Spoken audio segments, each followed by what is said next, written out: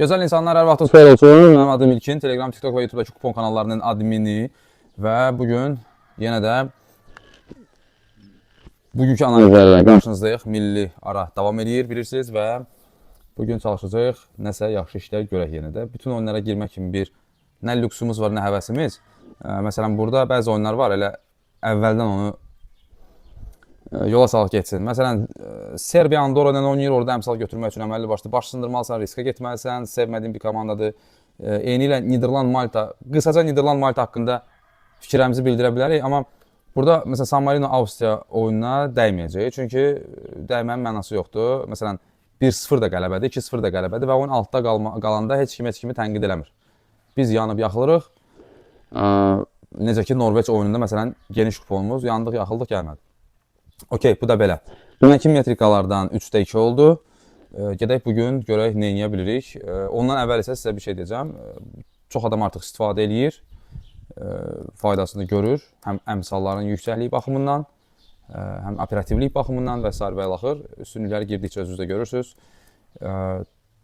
Bu verilişin dəstəkçisi Topaz Fan Klubdur və Topaz Fan Klubda siz mərc eləyəndə İlk depozitdirsə əgər, ilk depozitinizdə 244 780 nömrəli agent kodu ilə depozit edirsinizsə, ilk depozitinizdə 25% depozit əldə edirsiniz, bonus əldə edirsiniz. Depozitinizin üstündə, məsələn, 100 manat depozit edəndə siz 25 manatı ekstra, artıq sizdə olur 125 manat bonus şəkildə, bonusu da rahat istifadə edə bilirsiniz. Hətta o gün qəşəng bir sual var idi, onu yönəltdim, adiyyəti şəxslər cavablandırdı bunu, sağ olsunlar ki, məsələn, mən 100 manatı yatırdım məbləği depozit kimi, ilk depozit kimi. Mən də gözlədim, mənə bonus gəldi. Ana məbləğə dəymədən bonusdan istifadə edə bilərəmmi? Sualı ünvanlandırdım ki, qəşəng sualdır. Növbəti dəfə bu suallar olsa tökəzləməyək. Dedilər, yəni rahat sadəcə bonusdan istifadə edə bilər. Heç bir məhdudiyyət yoxdur.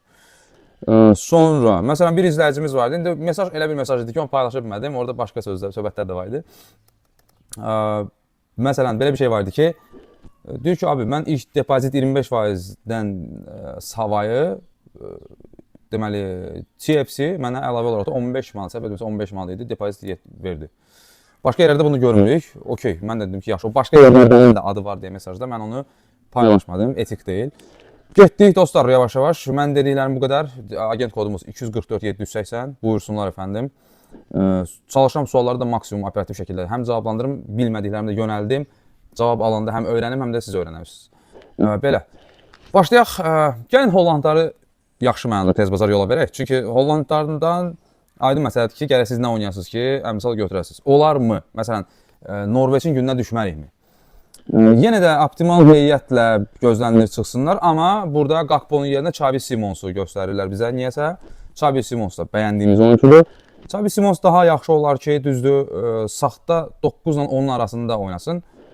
İki sxemdə burada, yəni Malta ilə oynayırsan da, bir zəhmət, yəni burada da 1-2 topur.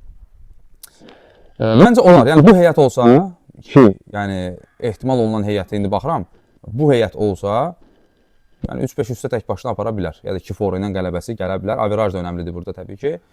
Averajı aydın məsələdir ki, bu qrupda Hollandlar yığacaq, amma yenə də bir Norveç ssenarisini görürsünüzsə burada. Bir də Norveç 4.20 averaj, gol ortalaması ilə oynayırdı, bu hardasa qırılmalıydı, partlamalıydı. Hollandlar bunu keçən həftə elədilər, keçən tur elədilər daha doğrusu. Finlandiyanın oyunda. De Jong'un ağlasılmaz bir momenti var idi. Sonra Frimpong bilərəkdən offsayda soxuldu, niyə sözünü? Bilərəkdən, yəni 3 addım atıb sonra Dumfries pas atır cinaha.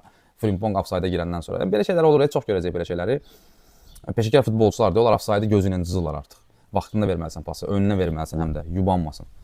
Nəysə, ana kupona girməz məncə. Amma oynayırsınızsa da bu oyuna, gəlin belə eləyək də, 4-5 üstü götürək, təkli. Mən yəqin ki, qoyacam bunu, oxşadıram. Çünki o publika, yaxşı da hava var, o publika onu istəyir. Deməli, Ağa Mirzə demişkən, istəyirlər məndən. Onlar da 3-cü heyətlə vurar, Maltaya o qədər topu. Vallahi vurar. Belə, yəni çox dayanmağın mənası yoxdur. Bu arada bircə saniyə, bunun metrikasından görə nəsə çıxarda bilirikmi? Yəqin ki, məncə yox, çıxarda bilməyəcək. Bayaq baxmışdım belə gözcü. Hə. Hollandlar, yəni Hollandiyanın özü 3-5 üstə işarələr çoxdur. Nəysə, bu da belə. Getdik. Finlandiyanın oyunla bağlı Telegramda yazdım qısaca. Telegramın linki aşağıdadır. İlk dəfə izləyənlər varsa, bilmirsə. Yeri gəlmişkən saytımızın da link aşağıdadır. Orada da metrikalar, XG gözləntiləri paylaşılır və 2 gündə ard-arda heç olmasa bir dənə dəqiq hesab gəlir. Dünən İtalyanların dəqiq hesabı gəldi 2-0. Deməli Finlandiyanın oyunu ilə bağlı. Burada metrika göstərir ki bizə Finlandiya 14 beynəlxalq rəsmi görüşdən cəmi bir dəfə qol buraxmayıb. Mən Telegramda fikirlərimi yazdım. Girib oxuyarsınız. Link aşağıdadır. Burada onun üzərində dayanmayacağam. Onun da işin içinə qoymaq şərti ilə. Yəni, məsələn, təkcə Antmanın, Oliver Antman adında bir oyuncu var. Gəlin görək yeri gəlmişkən bugünkü heyət hansı formada olacaq. Polşada baş verənlər, millisində baş verənlər. Və Hollandiyanın oyunda Finlər azı 3 net momentə girdilər. Orada məsələn birində Antman çox yub atdı topu. Flaken rahat götürdü, üzərinə gələn topu idi. Lod qəşəng oynadı əks hücumlarda. Yəni məncə bir top vurar, 1.38 əmsaldır. Məncə bir top vurar. Fikrimcə, əgər indi orada time oyun yoxdursa, o yeri gəlmişəm oxşadıram. Time oyun olmazsa, zaten olsa da həmin şey olacaq, mən deyim gələcək. Amma bu analizim gəlməyə bilər ki, Finlər uduzmaya bilər bu gün dostlar. Ehtimal edirəm. Təbii ki, ana seçimim burada Finlərin bir topudur, 1.38 əmsaldır. Hətta TFC-də məncə daha yüksəkdir, 1.40 civarındadır. Məsələn, indi başqa bir misal gətirəcəm, orada görəcəksiniz. Finlər uduzmaz ehtimalı var dostlar məndə. Sırf yenə deyirəm, mən qolun görürəm, ekstra şər Polşada baş verənlərdən dolayı. Finlandiya cəzalandıra bilər. Bu arada Finlandiyada udmur ha, neçə bir seriyası falan da yoxdur. Məncə artıq udmalıdır və qol vurar. Niyəsə mənə elə gəlir ki, time-da qolu ortalığa atmaq olar bu oyunda. Bu da yaxşı bir əmsalı var. 1.40-a yaxındır. Amma 1.40 yoxdur, səhv etmirəmsə. Belə, yəni çox dayanmaq istəmirəm oyunların üzərində. Boş-boş çərənləmək olmasın. Rumıniya-Kipr. Rumıniya-Kipr. Deməli, Kiprın son 10 oyundan 9-unda 3 plus senarisi olub. Yəni 3-5 üst yox, 3 üst, belə deyək də. Senarisi olub. Bugün olarmı? Keçən dəfə Rumıniyanın mən sizə qolunu izah elədim. 2 fora verirsiniz, Rumıniya udur, onu da, yəni 1.77 idi. Onu da şərh elədim ki, çəkinirəm, amma belə bir şey görürəm. Düzü, vurdu. 2-5 üst oyun gəldi oyunda. Kuponumuz da gəldi, Telegramdakı kuponumuz. Və bugün Kipr'la oynayır. Kipr tez dağılan komandadır normalda. Çünki onlar da biraz hücuma meyilli oyun oynamağı sevirlər. Gəlin bir heyətləri də göz ataq qısaca. Çox qısaca. Həmin heyətdən çıxacaq. Bilmirəm, niyəsə dayaq yarım müdafiəçisi kimi yenə də Vlad Kirkeşi göstərirlər bizə. Tottenhamın keçmiş nümayəndəsi. Gedər məncə 2-5 üstə dostlar bu oyun. Rumıniyanın qələbəsi ilə. 2-5 üst. 1-5 üstü 1.51'dir. Məsələn, indi özünüz müqayisə edin. 1.46 iləndir açılıb. Sevimli kontorunuzda. Müqayisəni sadəcə gətirirəm, özünüzə baxa bilərsiniz. 5 bənd yuxarıdır. Yəni bu fərq eləyir. Yəni 2 plus əmsal götürmək istənsə fərq eləyir. 1.46 ilə, yəni 1.42 ilə 1.43 ilə dəyişir, sən o 2 əmsalı götürə bilmirsən. Təbii ki, əsas məsələ odur ki, o əmsalı götürmək üçün birinci oyun gəlməlidir. Rumıniya burada, Kiprla oyunda büdürəyərmi? Lucescu'ya görə məncə büdürəməz. Lucescu çünki komandanın boşalmağa imkan vermir. 1-5 üstlə qələbəsini Rumunların götürəcəm. İcazənizlə. Sonra Avstriyanı yol buraxacağım. Litva-Albaniya. Yəni Litva-Albaniya oyununda, Litva-Albaniya oyununda yadındadır. Metrika, belə bir metrika var ki, yəni Albanlar time-da buraxmır. Ümumiyyətlə oyunda da nadir hallarda buraxırlar, çalışırlar buraxmasınlar. Time-da buraxmırlar. Evində oynayan Latviya var deyə. Evində oynayan Latviya var deyə. Mən Albanlardan qələbə gözləyirəm. Sadəcə qələbə. Hər hansı bir hissəni qazanan 1.40-a yaxın əmsaldır. Düşüb, qalxıb bilmirəm. Sadəcə qələbə 1.81 əmsaldır. İndi bunu da müqayisəsini eləyərsiniz. 1.81, 1.82-dir. İnşallah ki, gələr. Albanlardan qələbə gözləyirəm. 6-la olar böyük ehtimalı qələbə, 3-5-6-la, nə bilim, açıq deyil yəqin ki, 4-5-6. Çünki çox bariz 2-5-6, 3-5-6 oyunudur bu. Albanların oyunundan dolayı. Yəni Albaniya həqiqətən də çox yaxşı komandadır. Bir qırmızı falan, ədəbazlıq da olmasa, nizam-intizamlı komandadır. Silvinionu bilirsiniz ki, bəyənirəm. Serblərlə oyunu da izah eləmişdim. Penalti qaçdı, geniş kupomuz gəlmədi. Raymanayın bugün ayağına zaval gəlməsin. Bir də beyni yerində olsun. Rıza Çalınbay ilə razborkalara başı çox qarışıb. Ona görə mən bugün Albanlardan qələbə gözləyirəm. Burada belə prinsipcə artıq yekunlaşmaq üzrə deyəcəkdim. Avstriyanın Yəni Avstriyanın 3 topuna işarə var, amma mən yenə də ehtiyat edirəm. San Marino'ya da vurar təbii ki, amma əmsallar elə açılıb ki, durub 90 dəqiqə ərzində kiminsə 4 topunu sıxmaq biraz normal deyil. Hə, bir CONMEBOL-a da göz ataq. Bolivia Çili ilə oynayır. Uruguay Venezuela ilə oynayır. Argentina Kolumbiyanı qəbul edir. Braziliya Paragvay ilə oynayır. Paragvay bu aralar çox yaxşı gedir. Gəlin elə Bolivia Çili oyununa göz ataq. Bolivia son 5 oyunda, ev oyununda ilk qolu buraxmayıb. Bəlkə də ilk qolu vurdu Bolivia.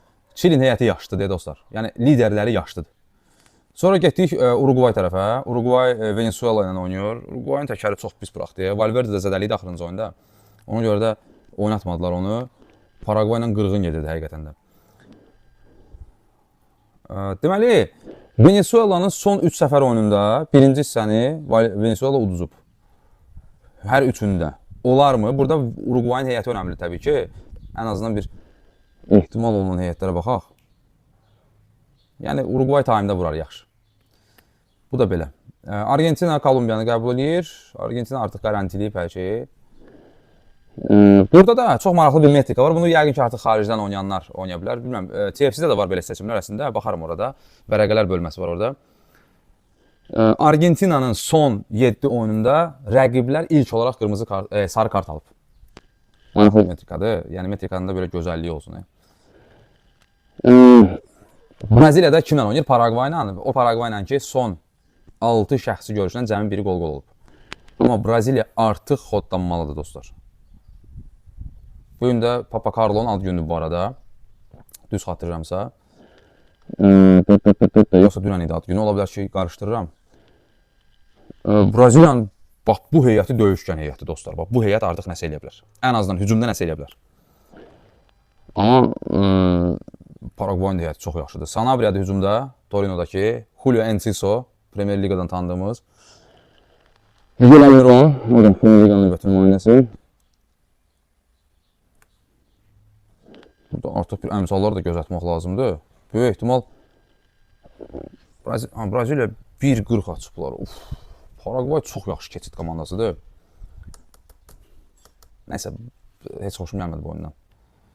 Buna gecə baxarıq, Telegrama yerləşdirərik. Ekvador da dəyməyəcək. Belə, dostlar. Uğurlar, öpürəm, bağrıma basıram. Allah'a emanet olun.